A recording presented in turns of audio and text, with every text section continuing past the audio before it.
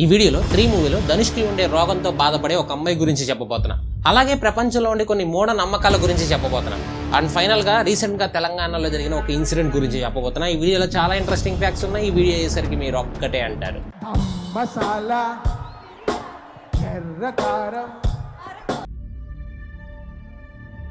2013లో ఒక ఆమె యూకేలో ఉండే ఒక హాస్పిటల్కి వచ్చింది. ఆ వయసు 67 సంవత్సరాలు. అండ్ ఆమె ఒక రిటైర్డ్ టీచర్. ఆమె హాస్పిటల్కి వచ్చినా సరే ఆమె ముఖంలో భయం కనపడతానే ఉంది.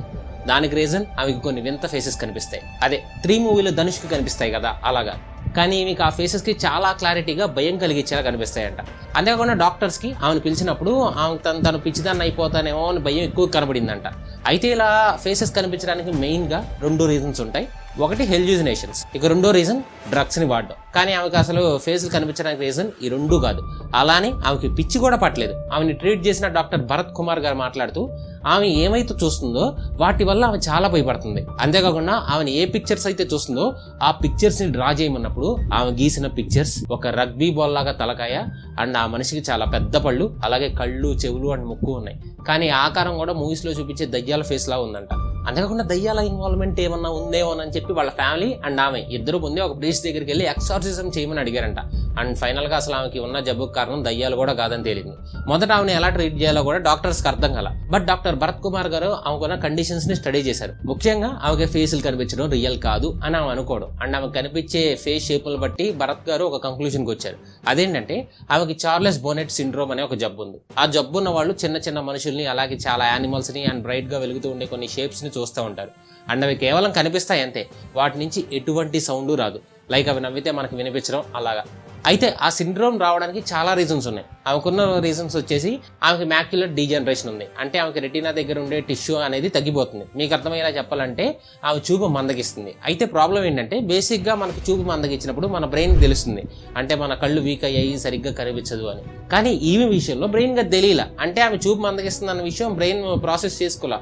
సో ఆ టైంలో ఏమవుతుందంటే బ్రెయిన్ నార్మల్ గానే ఆమె చూస్తుంది అనుకుని పిక్చర్స్ ని ఇన్పుట్ చేస్తుంది, కానీ ఆమె కనిపించకపోవడంతో డేటా రాదు. అండ్ ఆ టైంలో బ్రెయిన్ కి తన ఓన్ గా ఇన్పుట్ ని క్రియేట్ చేస్తుంది.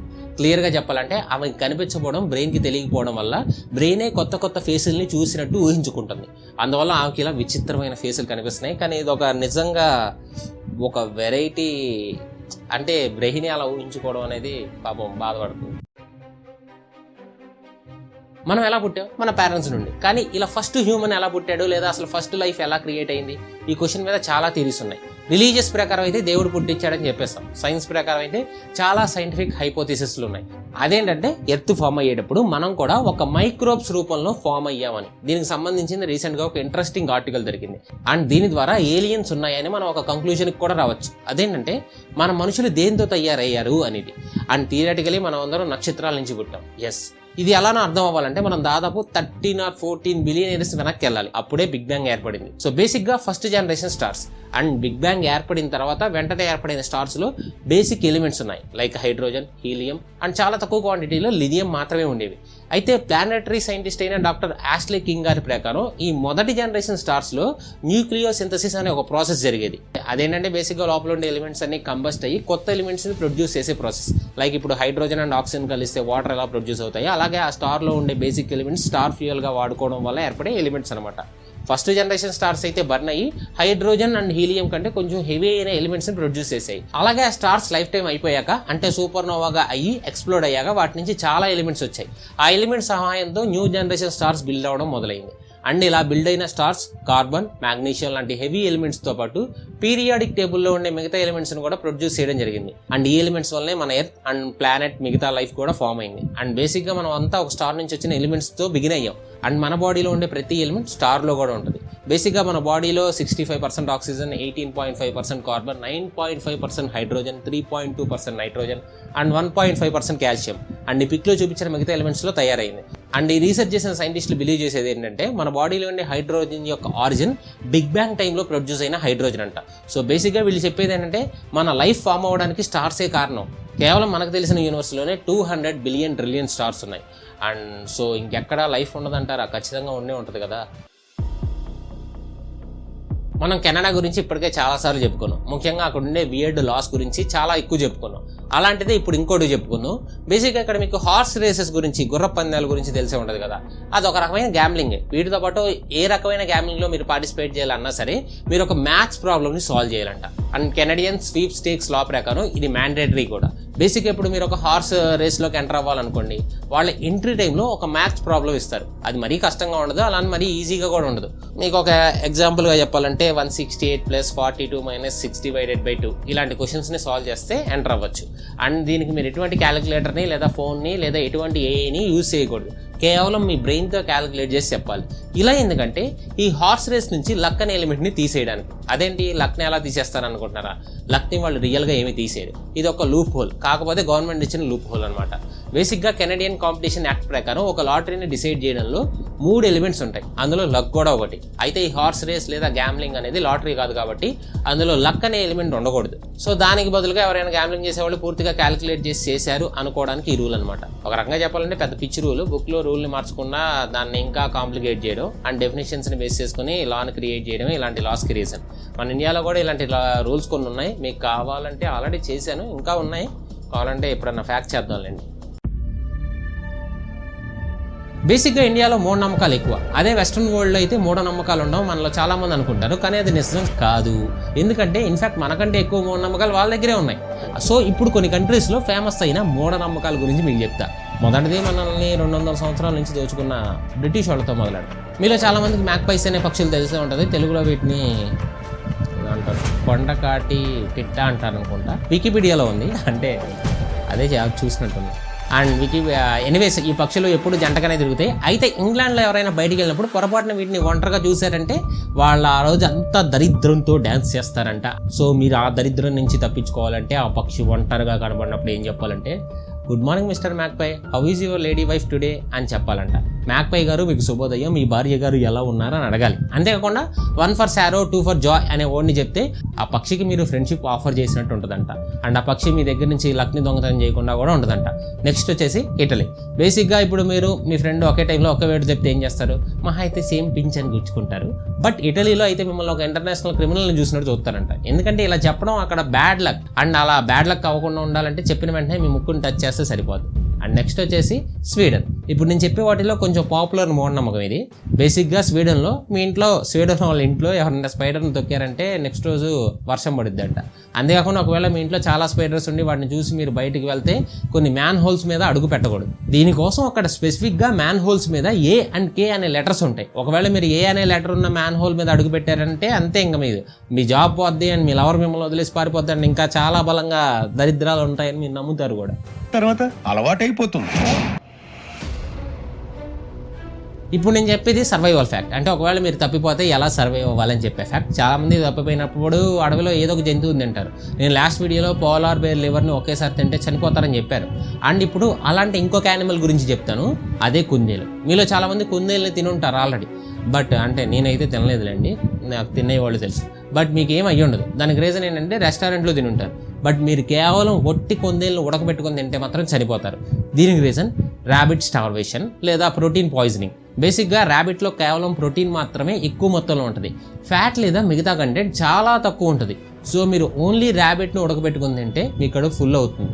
కానీ ఫ్యాట్ అండ్ కార్బోహైడ్రేట్స్ లేకపోవడం వల్ల మీ బాడీ మాల్నరిష్ అయిపోతుంది. అంతేకాకుండా ర్యాబిట్లో ఉండే ఎక్కువ ప్రోటీన్ మన లివర్ అండ్ కిడ్నీస్ని ఈజీగా డ్యామేజ్ చేస్తుంది. ఎందుకంటే ఈ మీట్ వల్ల ప్రొడ్యూస్ అయ్యేది గ్లూకోజ్ కాదు, ammonia, urea and amino acids produce అయ్యి మన బ్లడ్లో కలుస్తాయి. అండ్ దానివల్ల కొన్నిసార్లు మనం చనిపోయే అవకాశం కూడా ఉంది. ఇది హిప్నోట్రేమియా ఆర్ వాటర్ పాయిజనింగ్కి కొంచెం సిమిలర్గా ఉంటుంది. అంటే మనం కేవలం వాటర్ మాత్రమే తాగితే, అంటే వాటర్లో సాల్ట్స్, ఎలక్ట్రోలైట్స్ లేకుండా తాగితే వాటర్ పాయిజనింగ్ అయి చనిపోతాం. ఆల్రెడీ ఒకసారి ఫ్యాక్ట్లో చెప్పా. అండ్ అలా అవ్వకుండా ఉండాలంటే ఏం చేయాలంటే అడవిలో ఉన్నప్పుడు కుందేళ్ళని తినకుండా ఉండాలి. అలాగే ఎక్కువ మొత్తంలో ప్రోటీన్ని తీసుకోవడం కూడా ఆపేయాలి. మీకు కొన్ని సాంగ్స్ విన్నప్పుడు ఎలా ఉంటుంది అంటే ఆ సాంగ్స్ మళ్ళీ మళ్ళీ వినాలనిపిస్తుందా? అలాగే కొన్నిసార్లు అనిపిస్తుందిలేండి. అండ్ అలాగే కొన్నిసార్లు ఆ సాంగ్ ప్లే చేయకపోయినా మనకే వినిపిస్తూ ఉంటుంది, అంత నచ్చుతాయి. అంటే మన బ్రెయిన్లో ఆ సాంగ్ రిపీటెడ్గా ప్లే అవుతూ ఉంటుంది. అంటే మన లాంగ్వేజ్లో చెప్పాలంటే ఏముందిరా బాబు మైండ్లో నుంచి పోవట్లా అంటారు కదా, అలాగనమాట.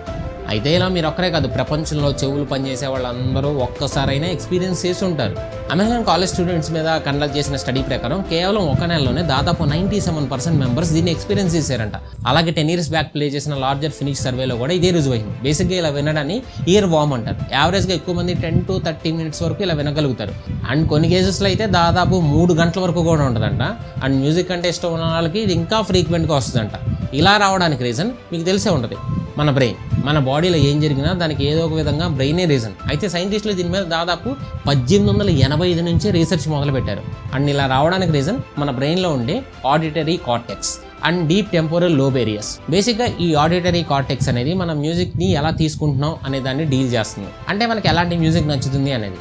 అండ్ లోబ్ ఏరియాస్లో వచ్చేసి మన మెమరీస్ని గుర్తు తెచ్చుకోవడానికి హెల్ప్ చేస్తుంది. అండ్ రీసెర్చ్ చేసిన ఎంఆర్ఐ ఎక్స్పెరిమెంట్స్ ప్రకారం మన సాంగ్కి ఎమోషనల్గా కనెక్ట్ అయినప్పుడు కూడా ఇలా ఇయర్ వామ్ని ఎక్కువగా ఫేస్ చేస్తూ ఉంటాం.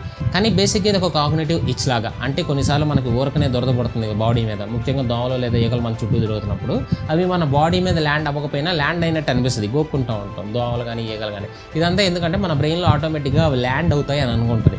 అలాగే ఇక్కడ కూడా ఒక సాంగ్ మనకు బాగా నచ్చినప్పుడు ఆ సాంగ్ని ప్లే చేసామనుకొని మన మెమరీస్ని రీట్రైవ్ చేసుకుంటుంది. సో అలా మనకి ఆ సాంగ్ వినపడతా ఉంటుంది అనమాట.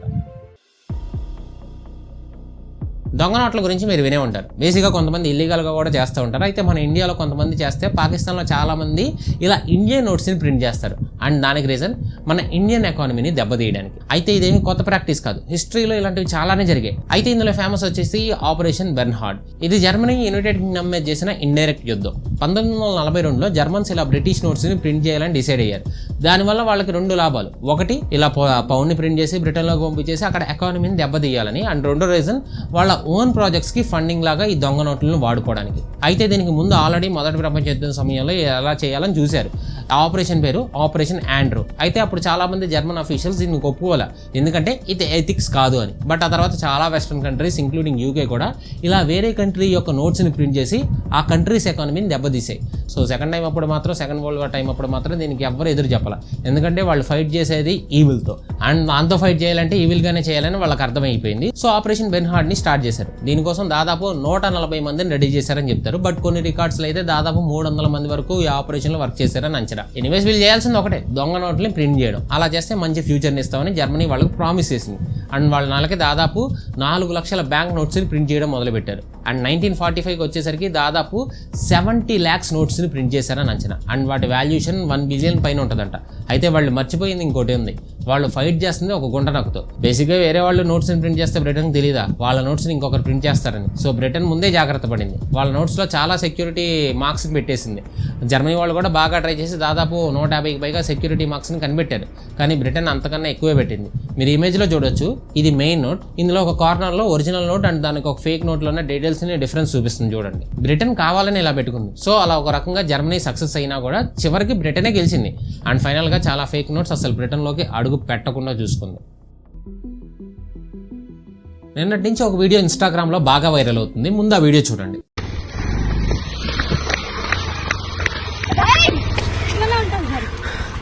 ఆ వీడియో చూసిన చాలా మంది మొదట ఇది ఒక ప్రాంక్ అనుకున్నారు. ఈవెన్ నేను అలాగే అనుకున్నా.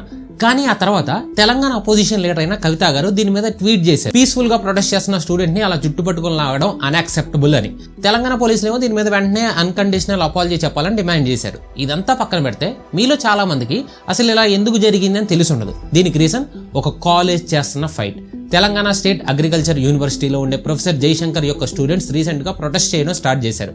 దానికి రీజన్ కాలేజీకి చెందిన 100 ఎకరాల పొలాన్ని తెలంగాణ కొత్త హైకోర్టు కన్స్ట్రక్షన్కి వాడుకోవాలని తెలంగాణ చీఫ్ మినిస్టర్ రేవంత్ రెడ్డి గారు పవర్లోకి రాగానే ఇచ్చిన ఆర్డర్స్. దానికి అగైనెస్ట్గా స్టూడెంట్స్ ప్రొటెస్ట్ చేయడం మొదలుపెట్టారు. అండ్ వాళ్ళకి తోడుగా అఖిల భారతీయ విద్యార్థి పరిషత్ ABVP వాళ్ళు కూడా ప్రొటెస్ట్లో జాయిన్ అయ్యారు. ఇలా వీళ్ళు జాయిన్ అవ్వగానే లోకల్ పోలీసులు ప్రికాషనరీ మెజర్స్ కింద దాదాపు ఒక 20 స్టూడెంట్స్ని ప్రివెంటివ్ కస్టడీలోకి తీసుకున్నారు. అండ్ ఆ ప్రాసెస్లోనే వీడియోలో చూపించిన అమ్మాయి పారిపోవాలని చూస్తే 2 లేడీ కానిస్టేబుల్స్ బండి మీద వస్తూ అమ్మాయిని జుట్టు పట్టుకున్నారు. దాంతో అమ్మాయి కింద పడింది. రాజేంద్ర నగర్ పోలీస్ ఇన్స్పెక్టర్ ఈ విషయం మీద మాట్లాడుతూ ఆ కానిస్టేబుల్ బై మిస్టేక్ ఇలా చేశారని, అలా కింద పడిన తర్వాత వాళ్ళు పోలీస్ స్టేషన్కి వచ్చారు. అక్కడ కానిస్టేబుల్ తను బై మిస్టేక్ అలా చేశానని చెప్పారు. అలాగే అమ్మాయి కూడా ఇందులో పర్సనల్ ఎలిమెంట్ ఏమీ లేదని చెప్పారు. అండ్ పోలీస్ కూడా కేసు ఫైల్ చేయలేదు. అయితే చాలా మందిలో వస్తున్న క్వశ్చన్ ఏంటంటే పోలీసులకి ఇలా చేసే రైట్ ఉందా? అబ్సల్యూట్లీ లేదు.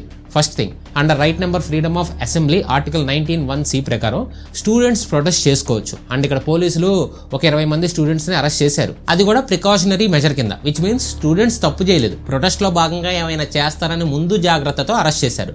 అలాంటి టైంలో ఇంత వైలెంట్గా బిహేవ్ చేయాల్సిన అవసరం అయితే లేదు. ఎందుకంటే మన ఇండియాలో ప్రతి లా ఎన్ఫోర్స్మెంట్ ఏజెన్సీస్కి ఒక అకౌంటబిలిటీ ఉంటుంది.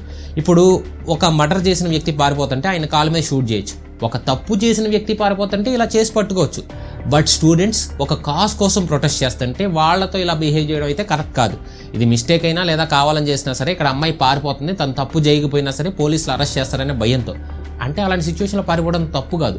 అలాంటి టైంలో సెక్షన్ 46 and 49 CRPC ప్రకారం పోలీసులు ఫోర్స్ని యూజ్ చేయొచ్చు, కానీ ఆ ఫోర్స్ అనేది జస్టిఫైబుల్గా ఉండాలి. సో ఫైనల్గా చెప్పేది ఏంటంటే, ఫ్యూచర్లో ఇలాంటి ఇన్సిడెంట్స్ జరగకుండా తెలంగాణ పోలీసులో చూసుకోవడం బెటర్.